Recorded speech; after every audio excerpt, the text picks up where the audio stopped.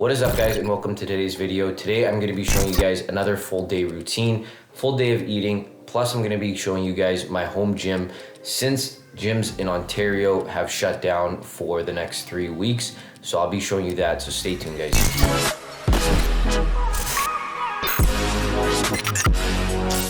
So time is 6:45. That's usually when I wake up, usually around 6:30, 6:40. Now, on Saturdays, I usually don't work at Bulldog. So what I do is I wake up around that time, I get ready, clean up the house a little bit, and then I start breakfast. Now, Saturdays is when I usually have my high carb day as well. So my carbs are generally higher on Saturdays. And what I do is I usually carb cycle throughout the week. So I'll have a low day, medium day, and a high day. That's just like how I like to position, my diet based around, what I train. I'll usually have, say, a high carb day on one of my lagging body parts, and then a lower carb day on a smaller body part. That's what I like to do it on. That's my personal opinion, but every person has their own way of dieting and how they, like to position their meals. As long as you're hitting, your specific calories. If you're trying to lose weight, you want to eat in a caloric deficit, and if you're trying to gain weight, you want to eat in a slight caloric surplus. That's the main focus that you should be focusing on. And if you're able to do that while getting in enough protein, a gram per pound, you will see results.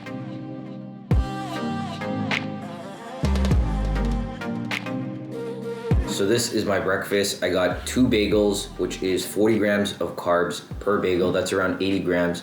I got a banana as well. So that's around over 110 grams of carbs altogether. For those of you guys asking why I've been loving the bagels so much, I actually have been eating egg BLTs from McDonald's pretty much every day as my pre-workout meal, and I've been super hooked on them. So I decided I'd make them myself at home just because I can save more money, and it's a little bit healthier at home, I find. So I actually added Swiss cheese, turkey bacon, some egg whites. That is my version of the McDonald's egg BLT. Now, the egg BLT at McDonald's has a little bit higher calories because they have like the McDonald's like sauce or whatever on it. It's kind of like a mayo sauce, which is easily 20 grams of fats right there. So I cut the fats in half with just the Swiss cheese and the turkey bacon. So let's dig in.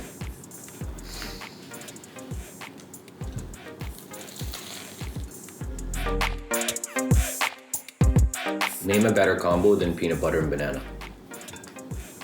Literally my favorite. So I just want to show you guys my home gym before I get started on the workout, just because I actually have a lot of good memories here.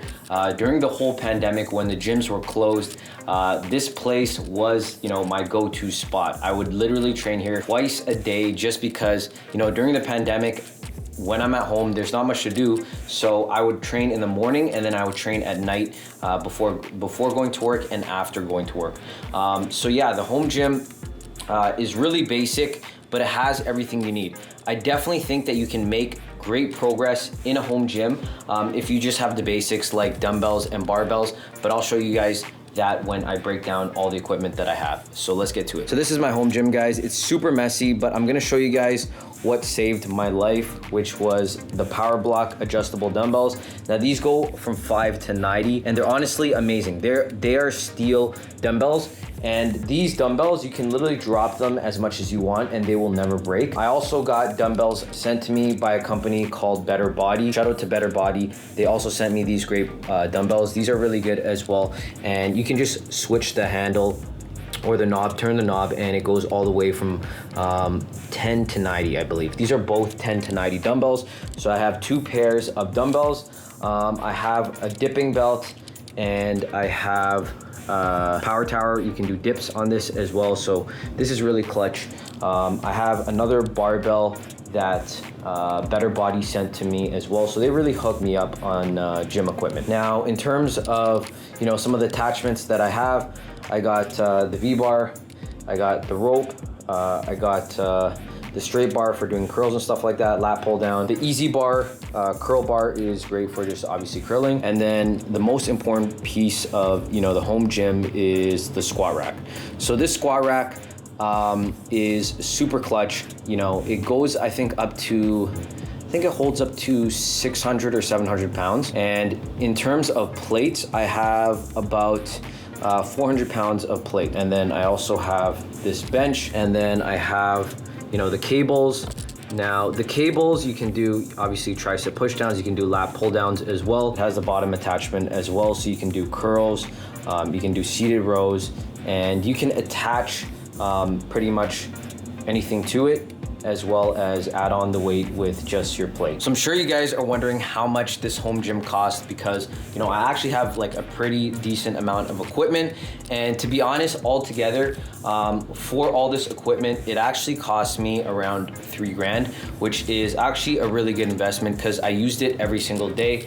I still use it right now, obviously, because the gyms are closed, and it's something that I will keep, I think, forever, because you can never have enough, you know, gym equipment. But aside from that, it's actually no longer $3,000. The prices went up like crazy, so it's probably way more expensive than that now because COVID, obviously COVID, supply chain issues, and everybody bought home gym equipment while the gyms were closed. But the reason why I actually got it so cheap is because the first day that they announced the gyms closing, I literally went straight to Fitness Depot and I bought the dumbbells for $650 cash. The guy gave me a good cash deal as well, and I paid no tax for all the equipment, and that was before, you know, the gyms officially shut and everything was sold out. So I got everything right before the price jump. At its peak during COVID, weight plates, like Olympic plates, and, you know, weights like dumbbells were selling around, you know, $3 to $4 a pound at its, you know, highest that I've ever seen it, or, you know, $2.50 per pound. And I actually got it at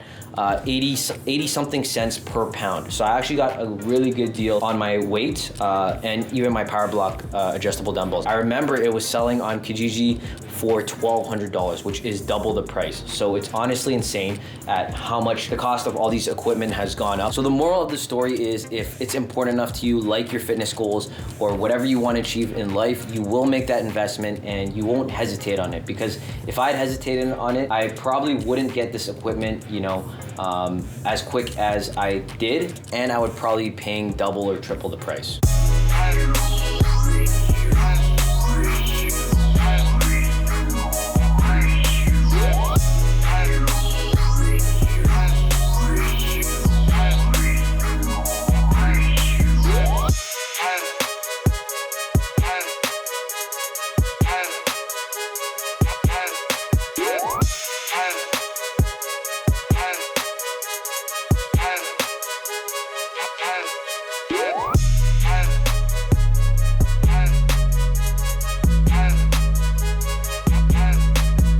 I just finished a shoulder workout, but I want to talk to you guys about, you know, your home gym equipment. Now, if you only have, you know, just barbells and dumbbells, you know, a lot of people think you can't, you know, get results or make progress in the gym, but that's far from the truth. If you have barbells and dumbbells, you can hit the basics. There's so many exercises you can hit with just dumbbells, or, you know, just barbells, where you can do bench press, squat, deadlift, you know, the main compound. And, you know, dumbbell exercise, you can do, you know, different exercises to target all areas of the muscles. So if you have, you know, either dumbbells, barbells, those are great options for you if the gyms are closed. Now, even if you don't have those equipment, you can always do some sort of body weight exercise like push-ups, pull-ups, sit-ups. You know, all the body weight exercises are very effective as well.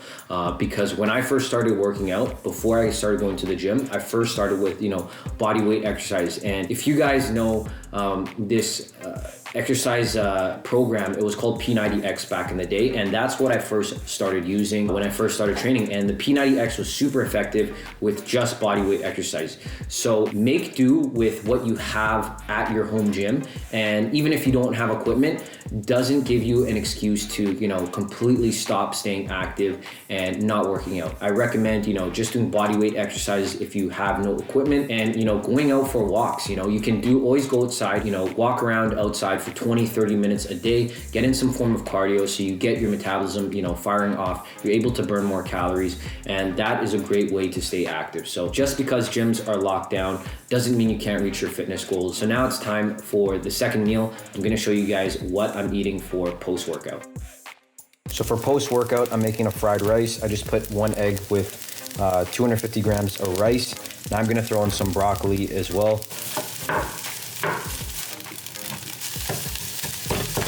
So for protein, I actually added in 130 grams of pork loin. It's actually really lean, so there's not that much fat from the pork. Now, a lot of people think that, you know, pork has a lot of fat, but if you choose the right cuts, you know, pork is generally pretty lean. So I actually keep my condiments super simple. First condiment that I use is curry powder. This actually tastes bomb with any type of rice or chicken. Second condiment is white pepper. And the last condiment I use is Kikkoman low sodium soy sauce, which just adds flavor to it. So this is my post-workout meal. Now this was super quick to put together. It literally took like 5-10 minutes. I put 1 egg with some leftover rice that I had last night with some leftover pork chop and some broccoli, and I added some curry powder with a little bit of soy sauce and some white pepper. And honestly, I could eat this meal pretty much every day, which I have been doing. Fried rice is one of my favorite meals. And I know a lot of people always ask like, yo, Matt, you always say like, you know, you do macros, you can eat whatever you want. Yeah, but I'm Asian and rice is literally my favorite food. So I always have rice. I got my Coke Zero as well. And whenever I make fried rice, or to be honest, anything, I always gotta put sriracha on it.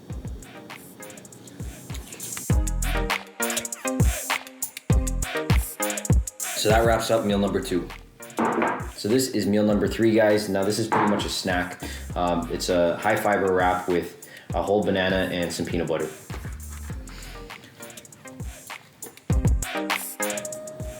So this is meal number 4. It's 2 pieces of toast with some sugar-free jam and again, more peanut butter. This is actually one of my favorite snacks. I love peanut butter and jelly sandwiches, but I try to avoid the sugar. That's why I use the sugar-free jam. And it's pretty low in calories. It's literally 10 calories for 1 tablespoon.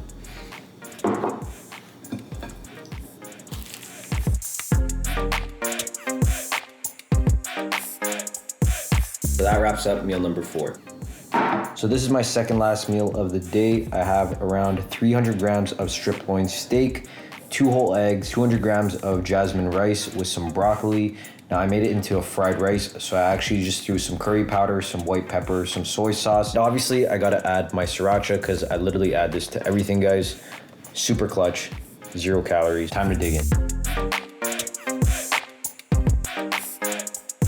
So that wraps up the second last meal of the day. Honestly, I'm pretty full right now, but usually my last meal of the day will be something a little bit lighter, like 2 scoops of whey protein. That's how I like to usually end off my day. That was really good, super simple. If you guys ever want to make, you know, a super simple fried rice, definitely try this out.